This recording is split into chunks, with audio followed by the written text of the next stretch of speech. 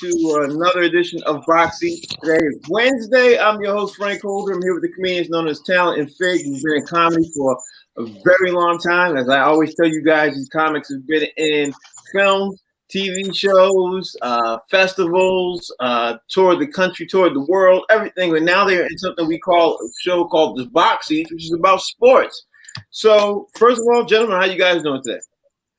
A-OK, brother, A-OK. How about you, Fig? Fair to middling. Fair to middling. That's a Connecticut answer. That's down south right there. Fair to middling. Let's jump into it. The first thing I got to jump into is on the COVID report that we have every single day. And got to first jump this off and say that the NBA is following suit with the Major League Baseball. They announced yesterday that they're going to have full capacity at the beginning of next season, which they have on pace right now for October, November. They haven't put out the schedule yet or anything else. So now when you hear about that, Talent, I'm going to ask you first. When you hear about the NBA is agreeing with like along lines with everybody else, they're going to have full capacity. How are you feeling about full capacity at the stadiums next season? Well, next season is the key words right here, Frank. Next season means they're giving themselves a lot of optimistic time frame to work with. Baseball is doing it right now. That's a little scarier because we're still in the unknown. We got a new variant that's in the United States that they say is more contagious, more likely to kill you, more deadly. So I'm optimistic with them that hopefully months down the line we'll be in a better place. So I got mixed feelings, but right now I know we're not there. Okay, all right, Fig, what's your thoughts? I spoke to Adam. He tells me that he said next season because he wants to see how he wants to test the waters. He wants to see how many Major League Baseball fans actually expire because they're filling up their stands first. And he doesn't want to put the NBA fans through the same thing that they're doing. So they're basically Major League Baseball has turned into test dummies. We're going to try it out with them first. No, I think what he's doing, like kicking it down the line, and talking about next season, he's waiting to see if the vaccine actually works and if the cases will subside and they will go down and the virus is not going to be around, and giving themselves an ample opportunity to basically change their mind if they deem necessary. Right. Why? Right. Why? Right. Now we all know that NBA they're leading in everything, and they always lead in everything anyway. But right now they're probably going to be leading in this one, especially when it comes down to this COVID issue, because they handled the bubble properly, and I can't see them misstepping on this stuff issues right now. They're doing that, so no surprise that the NBA came out and said this. No surprise at all. Let's move on. Got to talk about my man, Deshaun Watson, who I'm getting sick and tired of talking about. But yesterday when we were on the air, two women came forward, and the two women came out, and they decided that they wanted to speak out. One, her name is Ashley Solis. Another one is named Lauren Baxley. And first and foremost, they wanted to come out. They read a statement. They wanted to come out because Deshaun Watson's attorney has been saying that no one wanted to put their name out there. So that's number one. They came out there. Then this morning, news came out also that Nike has now suspended their affiliation with Deshaun Watson. And then I heard something that a couple of people have been saying on the air this morning on Boston locally and nationally is that Deshaun Watson needs to be very, very concerned, or he should basically step away from the season. I'm a little concerned with the thought process of how people are starting to handle this now. If he handles this thing as being an exempt player, which is what Stephen A. and a local station guy said here this morning, I think that forces, Houston's hand a little bit. I'll get into what I'm thinking a little bit more later. But when you hear all the news that's happening right now, Talent, you tell me what you think first, and Figure tell me what he thinks. Then I'll tell you somewhat of a Pelican brief the way the situation's handled to me, what I'm thinking. All right, you go first, Talent. Well, first, I would not take the advice of stepping away from the season. I wouldn't do that because when you do stuff like that, you give off a signal, and the optics are everything in this case. In these cases, excuse me. So the optics is, I better not look guilty. And I think that has a lot to do with public opinion. When you make moves that make you look guilty, like the whole thing with this is he really doesn't want to give it any credibility. He really standing by his words that is all set up and it didn't happen the way that it's proposed. So if that's the case, you don't step away from the season. You play. Or you make yourself available to play, and you go through the motions as if you would, because you did not do nothing. If you did not do nothing. Right. Now let's be fig before I throw it to you. Let's make sure we're clear on one thing. The police had one case come to them for a criminal case, but of course it's not filed as a criminal case.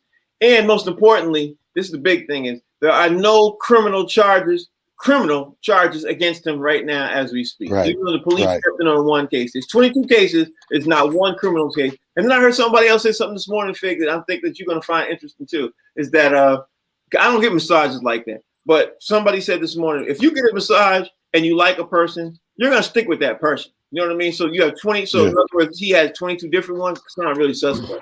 But I'll get into my. I know I'm not trying to overstep your bounds. But Fig, tell me what you think. The thing is that I think people it's unfortunate that people put athletes and entertainers, if you will, on a high pedestal and pretend like there's something other than human, when in all actuality they really are human beings. And playing football just so happens to be Deshaun Watson's it's his profession and what he does for a living. If something physically doesn't prevent you from doing what you do for a living, then you go through like the ordinary citizen, like everyday life. You go, you do your job, you know what I mean? And then when you have to go and go to court and answer a case, and you go and answer the case. I mean, just think about it. If he worked for transit, or he was a bus driver, or sanitation worker, or a doctor, or anything else, he would still be going to work. So why would he take the entire season off because some women accused him of doing something that he claims he did not do? That doesn't make any sense.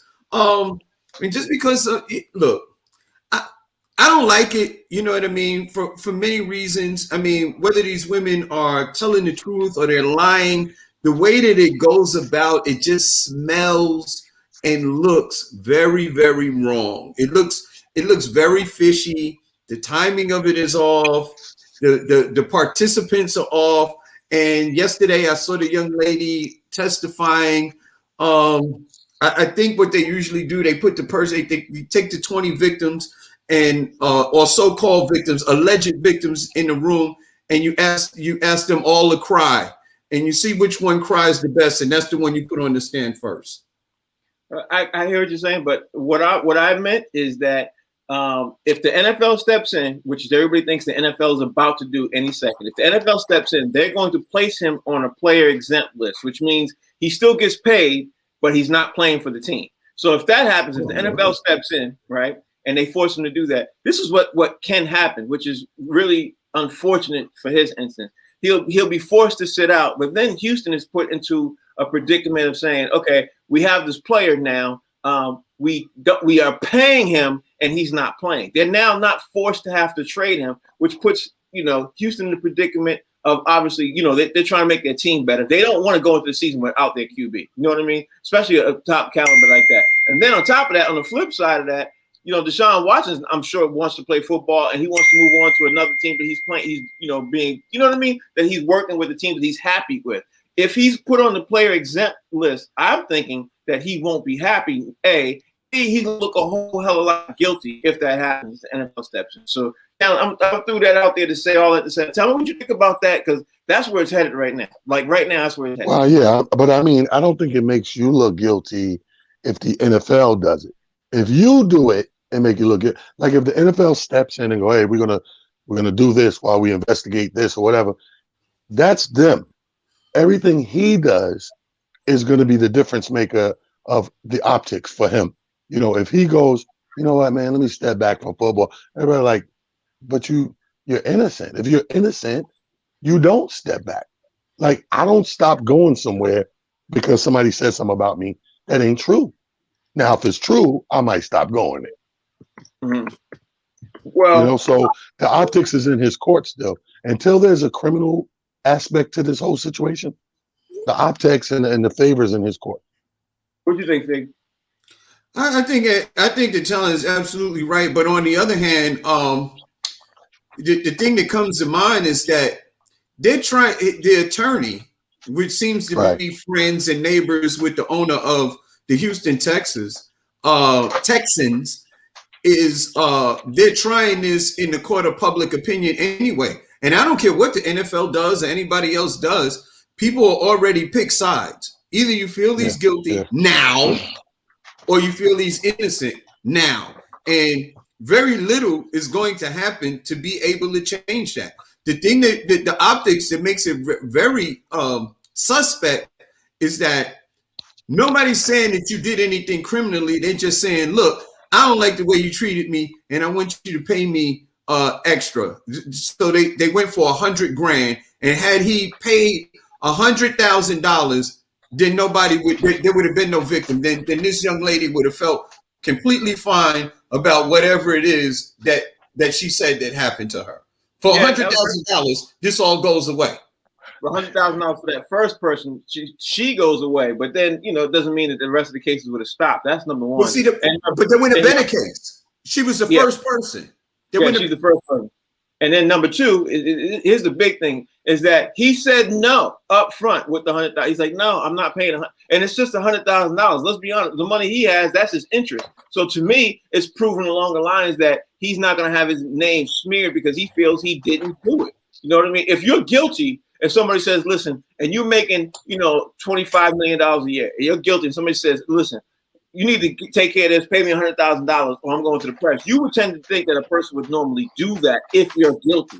But if you're not guilty and somebody's going to throw this out there and smear your name along the lines, this is the way I think. If you're not guilty, you're not going to settle for anything, no matter what the amount is, if you know you didn't do it. That's what I think. You know what I mean? No, it don't work like that. I mean, that's a nice fairy tale view of it. But the reality of the situation is, the bigger you become and the bigger your name is your brand. And when your brand gets to a certain size, you will pay to end defamation, right or wrong. You will, depending on the steamrolling of that defamation of character, you will pay to make something go away because it's so atrocious, attached to your name. People have done it time and time again, paid just to say, I'm rid of this problem. I've paid people being right in the situation where they're wrong, but because of the optics of it, or where it was, or the stain it was putting on the situation, give them the money. Give them the money. Give them the money. Get them the hell out of here. I can understand what you're saying, but I have to wholeheartedly disagree. Something that's dealing with a sexual thing, something to do with a sexual. Bro. Maybe it goes to this. Maybe it goes to each individual. Maybe each individual is different. Because I know if it's me and it costs to me right now, and somebody says they want to say something sexual, I'm thinking about me personally. I'm thinking about my mom, my family, and my name is going to be smeared. I wouldn't do it. I don't care how much.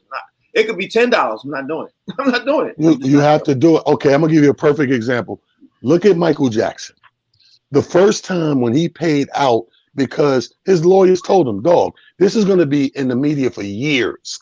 Do you still making music, producing, your name is your legacy. The next 10 years, your name's going to be attached. You're going to be running out of depositions, courts, and all that stuff. This thing is going to take years of smear campaign. So he took the advice of the lawyer and said, you know what? I'm not doing it. When it regurgitated itself and came back years later, he thought he had different advisors. And it was like, no, you ain't do it, fight it.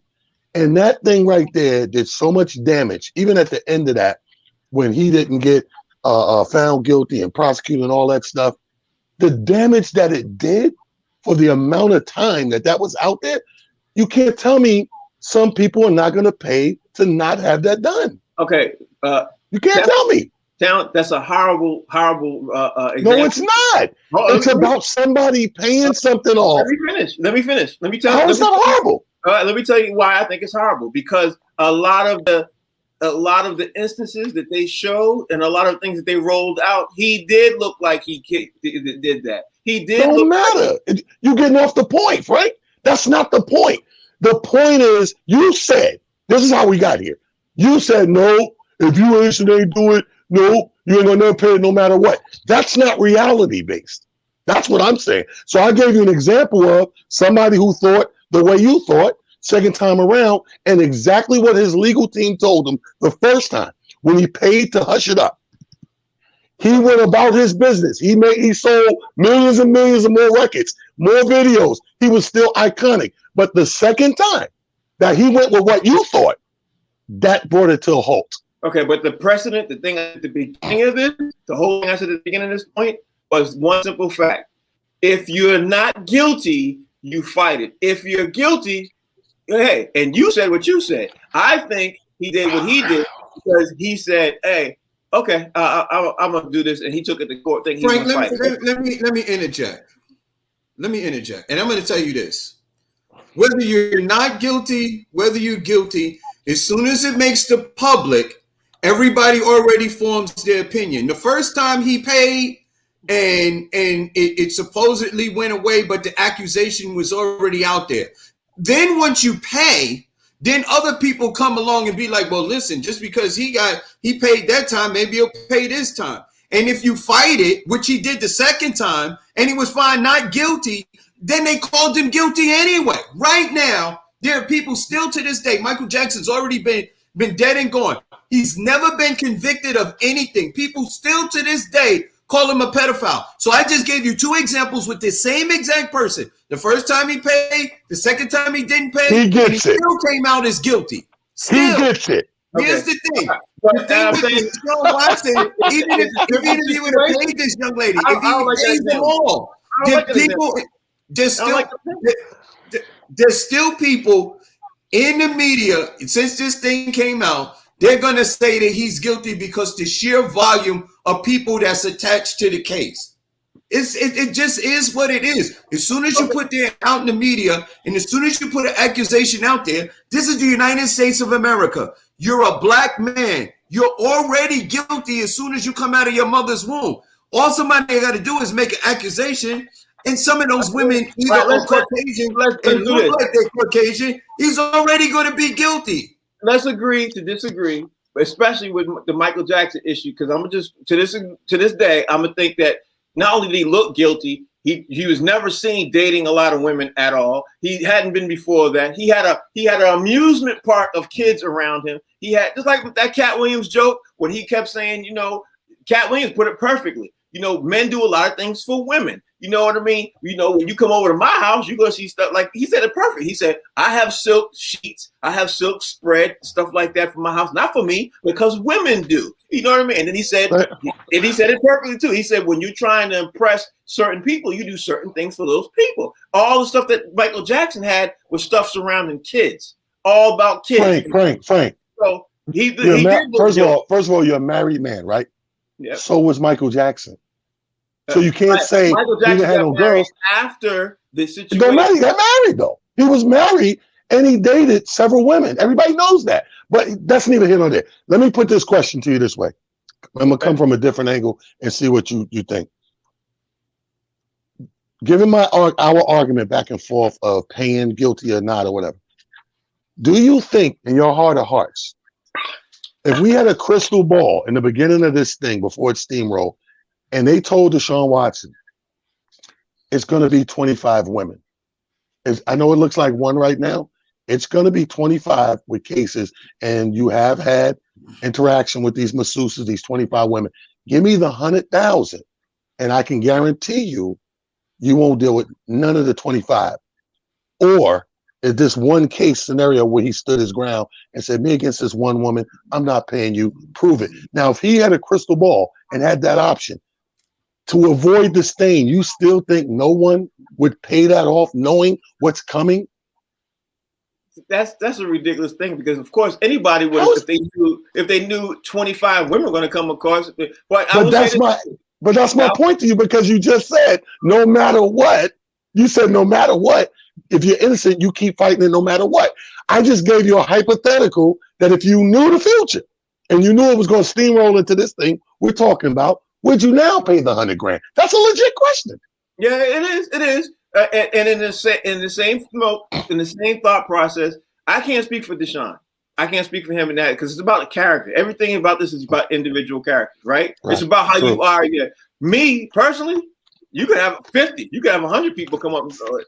I would have my whole case defense ready. I'd be doing almost anything Deshaun is doing, which is what is he doing? He's getting his information background ready and everything else, and he's preparing for the storm when he takes this case to court. And he thinks he's going to win because right now, since there's no criminal charges, they could still settle this out of court right now and stop the whole thing and stop it. Why hasn't he done that? Why hasn't he done it? Because he's thinking he wants to prove his name. I mean, I don't know. I mean, I'm not. At the end of the day, it doesn't. At the end of the day, it's not going to matter. I don't care whether the case, if he goes to court criminal and he goes to civil court and he wins both cases, he's still going to be guilty. He's still going to be guilty because guess why? I give you case in point. The case that you didn't like, Michael Jackson paid somebody off. He went to court and he was found guilty. And because Cat Williams said something that makes him seem like he's guilty, you already believe that Michael Jackson is guilty, and he was never convicted of anything. No. That's what Cat you Williams just said. No, I just gave you the example Cat Williams said. I thought Michael Jackson was guilty halfway in. When I heard all of the stuff that I heard, I thought he was guilty before Cat Williams said a word. And there was no proof of anything. There's never to this day, to right now in 2021, there was never any proof that he did anything. And you say that he's guilty, and it's going to be the same thing with Deshaun Watson, and that's the whole point. That is the point. No evidence, but you think he's guilty, and that's all that matters. Well, when we get off the line, we'll look this up because he had a child came up and said that he found, and then gave the sample, gave the case, named the pillow, named the sheets, named the room, named everything about Michael Jackson. I don't know what part you missed, but named everything about it, described the room, all that. Let me ask you this, and I'll move on. Let me ask you this. Would you have your child be up in Michael Jackson's house? Yeah, see that right there. Thank you. In my case. Listen, Frank. How the hell did that make already your got point? in your mind that he was guilty. The major point here is that in got you right here. public opinion, no matter what you believe, he's going to be guilty. No matter whether he pays or he doesn't pay, in some people's mind, he will always be guilty. Always. In any case that you're dealing with, when you have two people, when you have a person versus accuser, you're going to always have some people think he's guilty. So that does not really make a point. That doesn't really make the point to me. But here's something else. Here's something else that we're leaving out. Deshaun Watson is a multimillionaire. We know in this country, justice costs money. For the average person, they would be in jail right now because the average person doesn't have enough money to pay for what justice costs, and a public defender is not going to court for weeks and months at a time because 9 times out of 10 they're only getting paid $100 a case. In a normal case, probably, but this is a civil case. There isn't any criminal charges. That's number one. In this case, it's way too fishy, like we've been discussing, and we got to get ready to move on. With this case, you have 25 masseuses. The 90% of people who get massages, they use the same masseuse. That's number one. Number two, and a lot of the stuff has not been consistent. It's just not consistent. So the court of public opinion in Deshaun Watson's case, most people right now are believing Deshaun Watson, which is the reason why the attorney made sure 2 people came forward so they could try to get more of the public opinion to be more so feel for them. They're trying to win the case in the court of public opinion before it even goes to court. That's the difference between you're right, but I'll tell you this: that case of Michael Jackson and the case of Deshaun Watson. And in Michael Jackson's case, let me finish. In Michael Jackson's case, the court of public opinion, most people thought he was guilty and had to prove himself innocent. You know what I mean? That's the difference in these two cases. The court of public opinion is the one that ends up costing you money. And if you want to ask somebody, ask OJ. Because that dude went to trial, he was on TV, and he was found not guilty. And to this day, you still got people calling OJ a murderer. So you think OJ didn't do it? No, that's a great opinion. He went to court. Great point that Fig just made, because that goes against your theory there too. No, it does not. That rips a big black hole in your theory. No, it does not. OJ got in the truck. The court of public opinion on OJ was that he did it, and he still got off. And the fact he still got off. And the fact that he did do it. It cost him money. He did do it. I don't know. Let's move on because we can talk about this for a whole hour. It's strange that you believe that everybody that's been accused of something is guilty. Michael Jackson is guilty. OJ is guilty. Who else is guilty? I never said everybody. You said that. I ain't say that. Don't put words in my mouth. When you say Michael Jackson guilty, you said everybody. No, you violated. And give me your black card as soon as you get off this show. I ain't say everybody. Matter of fact, I was rooting for OJ when OJ was running, but I was like, damn, OJ. I don't think he did it. You don't think? Okay, we'll talk about that. No. All right, speaking of doing it and not doing it, I got to talk about this one. I don't know if you all heard about this one, but UCLA forward Jalen Hill, I don't know if you heard about this case. He is retiring from basketball. This is really huge. If you all recall, he was one of the 3 UCLA players who got caught shoplifting in China. Now, when he got caught shoplifting in China, he came back. He got immediately kicked off the team, for the season and suspended. Then he was supposed to come back for the season, which he did, and he was leading in rebounds. He was leading in block shots and everything else, and he was one of the best three-point shooters. But recently, right now, before the upcoming season, he officially said he's quitting basketball. This is a college kid, we're saying, who literally could have went to the NBA. Yeah. Now, if this doesn't tell you about issues about literally having problems with depression, he said he's having problems with depression. Yeah, that's what that is. Knee issues and everything else. It just tells you a greater issue that's going on in college basketball that nobody's talking about. Now, here's the thing, you Talent, I'm going to throw it out to you first. I didn't see this anywhere on ESPN or anything else. I didn't see it anywhere. And nobody's talking about it, but he is having some serious issues, and he decided to quit. Now, how many guys do you know for Talent, when they get ready to have the opportunity to go to the NBA, they quit basketball wholeheartedly? Yeah. So well, they don't because that's the difference in the moment and real depression, and they're not talking about it for a reason. Again, go back to what we just finished talking about, optics. That's a stain on the game, and they don't want to deal with that. But what I will tell you, what comes to mind right away, every time this depression thing, especially with basketball, puts me right back to the Kendall Gill time and days, where they really had to go through it with Kendall Gill. I mean, it was game to game, practice to practice. This kid here, this goes to show you depression is real at any age. At this age, like you said, whole bright future ahead. Sky's the limit. We don't know how far or not he may go and soar, but depression kicks in. And look at what happened there. That will do a number on you. There's these trigger things of depression. You go over, you're overseas, you get caught in the shoplifting thing. You come back. One thing I can tell you about young people in overseas, they always think the country got their back, right? So you come back, I'm going to America, I'll be fine once I get to America. And what happens? You're kicked off the team. So now your journey has just flipped upside down, and your work to come back has just been quadrupled. So for a guy who may be dealing with a slight bit of that on and off depression, this puts you in a full dump, and now you're down and out. I feel for the kid. And the only thing I can hope is that, he gets treated, he gets the help he needs, and who knows, 6 months from now, his mind may change again. Now, you know what you didn't miss? You didn't mention Talent is at the time when they shoplifted, President Trump was the president. That's number one. And number two, he went to a prison in China. So he's never been to prison before. He has no idea what prison is. And I think that probably could have escalated his depression. You know what I mean? Yeah, it broke him. Yeah, like it probably broke him in half because he got shattered with that. And that could have started and steamrolled his depression. Again, the big thing is Fig, is that he went to a prison in China. And he might have had some mental issues already. And if that didn't take him go to the other. Yeah, when you came home, coming home, if you ain't got nothing else, you got home, bro. And when he came home and the news at home is you kicked off the team, where do I go from there anyway? Yeah, and on top of that, your president of your country, Fig, is not helping you out. And you sitting in there. I think they sat in there for almost 2 weeks. You know what I mean? Fig, tell me what you think. It's horrible, man, because there's a stigmatism attached to mental health in this country.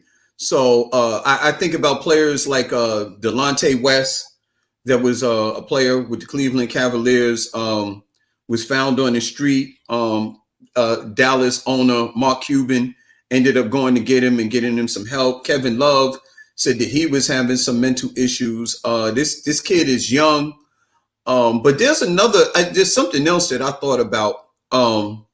going to another country and doing something like that. Either people that steal either do it out of necessity or for kicks. Now I don't know which one this is, but what triggered in my mind was the fact that these collegiate players, athletes, they don't make money from what it is that they do. So you never know what kind of position that they was in. Maybe they did it for kicks, or maybe they did it because there was something that they wanted and they couldn't afford it. You know what I mean? There was another, I think it was, I can't remember the player. I think he played for UConn. He was a point guard, did very well. And he was talking about sometime after practice, the cafeteria is closed, you're not making any money. And a lot of times you end up going to bed hungry because you didn't have access to food, and the cafeteria is closed and you didn't have money. I can't remember his name. I think he's playing now. He was a point guard and he played for UConn. But it brings to mind, like, a lot of these kids come from an impoverished area, and their families don't have a lot of money, and they go to these big universities and they're not really given anything so that they could eat or sustain themselves or whatever and stuff like that. So maybe that was a part of it. I don't know. But again, mental health is big, and we need to address it. You know what I mean? Better than we have been. Yeah, I mean, at the end of the day, mental health is so serious. There's many organizations that handle this and everything else. And why somebody from UCLA staff didn't recognize this early on, because I'm sure he complained about it. I'm sure he said that because he already had knee issues. It's something to behold. Not to mention, let's look at the other two guys. The other two guys who were with him and everything else at the time. Check this out. I don't know if you know, but Cody Riley got suspended for 2 years, the first year and the second year. And the other one was LiAngelo Ball, who left the team immediately. You know what I mean? Like, look how their trajectory of their playing careers is happening right now from that instant. Now, I gotta be honest and say this one thing too. They should not have gone to China and shoplifted, as if it was a joke or not. Because you don't do any. I don't know if nobody ever told them. When you go overseas, and I've been many times, I'm sure you guys have too, you don't do any crime overseas. You just don't do it because you're not going to be treated the same way you would be here in the U.S. You know what I mean? And I don't know why they didn't get that speech. Listen, you ain't got to warn them about overseas shoplifting. You don't steal nothing from my bodega down the block. Poppy down the block, Poppy will wear your ass out. You take a bag of chips. So you going out the country? Come on, man. Everybody know that. You can't even do it here. What's the dude that what did he do? He took some crab legs, the football player? That was right here. Yeah. But you know what though? National news.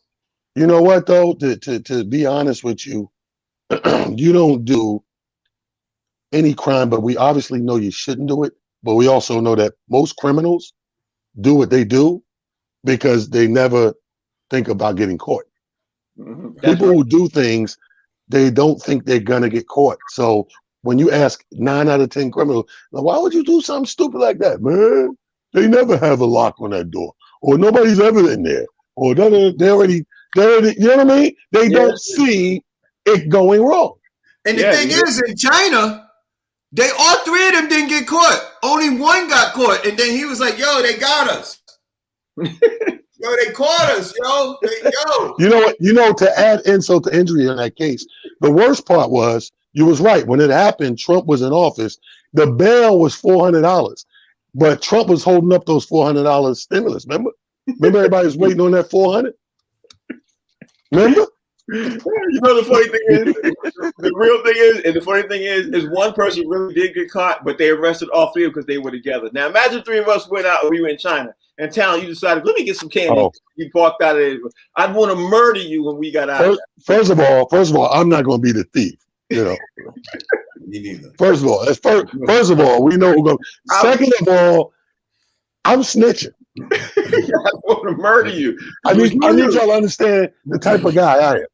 I love you dearly. I'll come back and bail you out, but I'm snitching so I can get out. Yo, man, first off, I seen what caning looks like, and that's the punishment for doing some shit in China. I'm like, you're not caning me. I'll give a damn with no one. Did you see that video? Did you see that video? The Kanan video where the guy, the security in the mall is at the bottom of the escalator, and everybody who don't have a mask on. Yo, I saw one. Yo, T. I saw one in India for a dude that cheated on his wife, son. Each dude, yo, was 5 dudes. Every guy had a limb. It was 4 of them. Every guy had a limb. And the other dude, no, it was 6. Because it was 2 dudes on each side. So they had them spread eagle. And each dude with a cane, they was hitting him like, wow. What? Yo, that caning? Let me tell you something. That caning will cure crime. Do you understand what I'm saying? That caning will cure crime. All right, let's move on. Let me talk about my man Antonio Brown, because yesterday in the NFL, Antonio Brown made a post yesterday, which was really interesting. He posted on social media that he's pleading with the Bucks. I'm pleading with y'all. Can you please handle this situation and make sure you sign me? Meanwhile, while he posted that, what he didn't realize was his teammate Devin White said, "Bro, we're waiting on you. You got an offer. We're waiting on you." So when you hear that situation, when your own teammate is saying to you, like, now let me give you the fact. The facts of the matter is, Antonio Brown got paid $2 million last season. Word is that he wants more than $2 million. He's asking for 10, and the Bucks are not going to pay him 10. And he doesn't. That's a lot of space in there. Yeah, there's too much space. And he's like, y'all hurry up and get it done and everything else. But his teammates said, "Bro, we waiting on you." So, what do you think about when you hear these facts? These are facts of the matter. When you hear these facts, what you think? Here's my thing is the difference a day makes, man. It wasn't too long ago. We was just praying for this guy. Period. It wasn't Deshaun Watson. It was him. You know what I mean? It was AB, the problem child, and this came up and that came up, and the real football fans just was rooting for him to just get an opportunity to play, right? Then you play, you make a couple of bucks, you do the unthinkable, you get a Super Bowl. Mm-hmm. And in that one year, you went from the bottom, you went from people spitting on you like OJ, all the way to the top with Brady with the Super Bowl, with the miraculous story and everything. And here you go with a chance. The team wants you back, and you want to go back, but 10-2 is a lot of room in there. Right. You got to work it out, bro. You was just unable to play. Now you can play, man. Play your behind off, man. If you say 10 and they say 2, take the 2 in cash. And the other $8 million worth of knee pads and sneakers. Knee pads and sneakers. You know the funny thing is I think he thought he was going to get an offer higher than 5. And they saying 5. They saying 5. And he's like, "No, I'm not playing for 5." They're saying you paid for 5 the year before. He's like, "I'm not playing for 5. I'm not. I can see him now. I'm not playing for $5 million. I'm not doing that. I want 10." I'm like, bro, you got to play somewhere, bro. You got to careful. Or sit home. What you think, Fig? I think the funny thing is that $10 million is not really a lot of money in the NFL, man. I mean, you could give it to him in bonus money and it won't even hurt your salary cap. The thing of it is that I think what happens is he played for 2 as, it's like an audition. You know what I mean? I'll take the 2 and this is an audition and you see how I act and what I do and how I can play and what kind of impact I have on the team. And then, I'll come back next year, then you pay me close to what I'm worth, because just the year before last, he was getting 30. You know what I mean? So from 30 to 2 is a big jump. He's not trying to come back up to 20 and 30. He's just like, look, man, just meet me somewhere in between. If you go to 0 and he was making 30, so you paid him 2. And then you just want to come up a little bit to 10. That's still a $20 million discount. Well, you got to still also figure in that 15%, 5 to 15% is going to his agent and taxes. So if he made 2, he's bringing home less than 1. You know what I mean? No matter how you cut it up. So he wants to get up to that 10 because he knows 10, he probably bring home 6. After taxes and after the agent's fee, maybe 5. You know what I mean? So maybe that's why he's trying to get it up to 10. But everybody knows Antonio Brown, that was an audition year. You're absolutely right. I think he literally was thinking that if I do well and I help the Bucks win and everything else, I should be able to ask for at least 10 and get it. And the Bucks, we all know what the Bucks just did. They paid everybody. They brought everybody back. They paid everybody. And now they're in the boat where, dude, we thought you want to take the same thing you took last year. He's like, no, I want more. So They paying Gronk. They paying Gronk more than they paying Antonio Brown. And Gronk is literally playing the wheelchair league right now. Gronk ain't got that much left in the tank. You know what I mean? Gronk caught the trophy though on the boat. Yeah, oh yeah. So give him an extra. So you gotta give him his money. Yeah, that's like an after season touchdown. Yeah. Let's move on. Let's move on. And let's talk about the XFL, the CFL, in the NFL, the XFL and the CFL are about to merge with the NFL Spring League, and they're hammering that out right now. If they do that, we could be looking at the NFL, XFL, CFL merger that will kick off in literally 8 weeks for spring. Now, Talon, when you hear about this big, huge merger, let me just give you a fact. The fact is that The Rock owns the XFL right now. So I think he's the one who's behind the scenes helping along with the merger and everything else. But I think this would change football as we know it because a lot more people get a better chance to play. We'll see, as you know, we'll see a lot of more talent anyway, because now we can look at all these leagues and say, hey, this dude right here in the CFL, this dude in the XFL, he should be in the NFL. You know what I mean? It's like an NFL audition. So, I'm gonna say this, bro. Over decades of watching football in America, it just seems like America's not really that interested in multiple leagues of the same sport. Right. We are accustomed, unfortunately, we're a very spoiled country, but we're accustomed to our levels of the same sport, and that's it. Like, meaning we expect you to play AAU, little high school, college, pros, one league. Football, same thing. Come up through the ranks, NFL, one league. Every time they try to add another league professionally like this, it never pans all the way out. It comes, it's short-lived, people make their money, and then they reinvent some other stuff. We had the women out there. That league still going? Yeah. With the booty cutter shorts and they still rocking?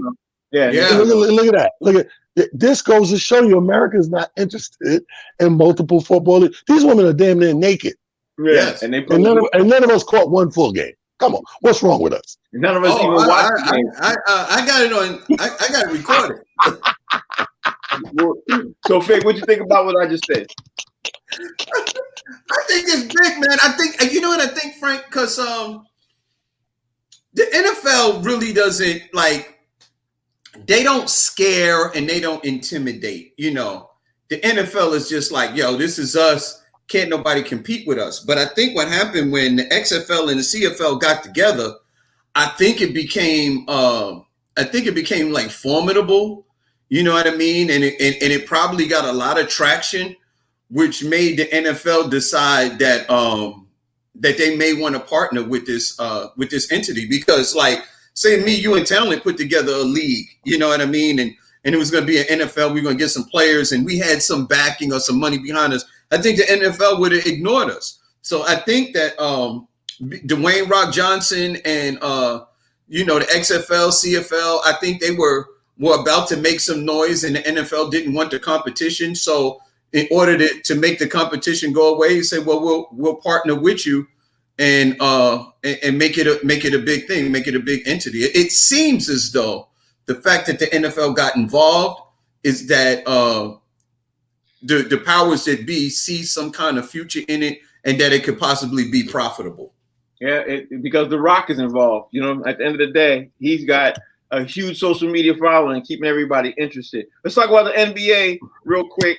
Another story I didn't see before I talk about the games last night. Another story I didn't see in too many places, that Marc Gasol for the Lakers was extremely unhappy, and I mean unhappy enough to talk to the press, that he didn't like. First of all, he didn't like Andre Drummond joining the team, because when Andre Drummond joined the team, Gasol now wasn't starting. So last night he came out and said, hey, you know what, y'all, I'm fine. I have no problem with him when he comes back, but and I talk to the coaches and everything else, and I'm fine with it and everything else. But talent, since it's a story, and they reported it's a story, he's upset behind the scenes. You know what I mean? He upset. So what's your thought?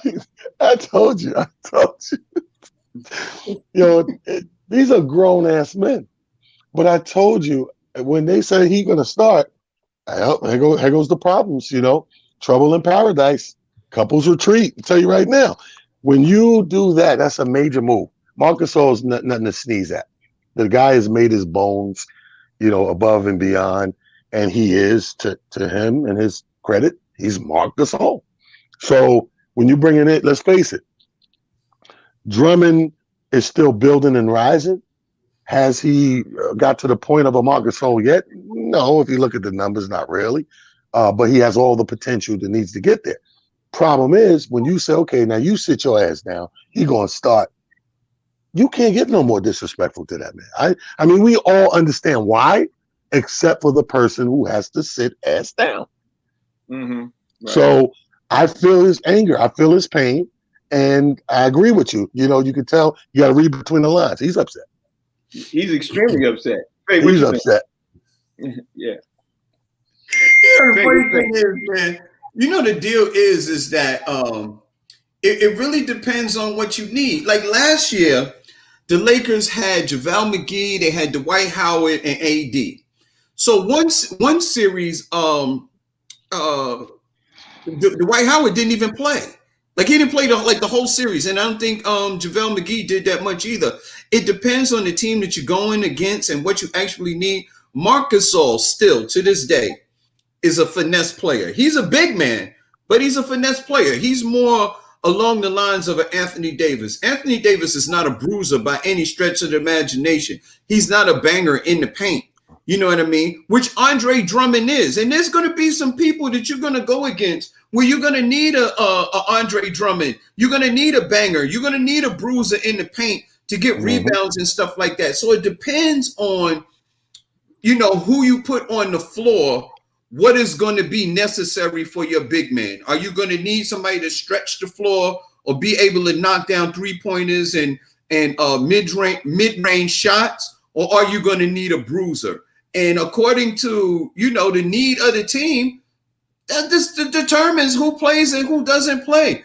Marc Gasol long ago has lost his bruising ability.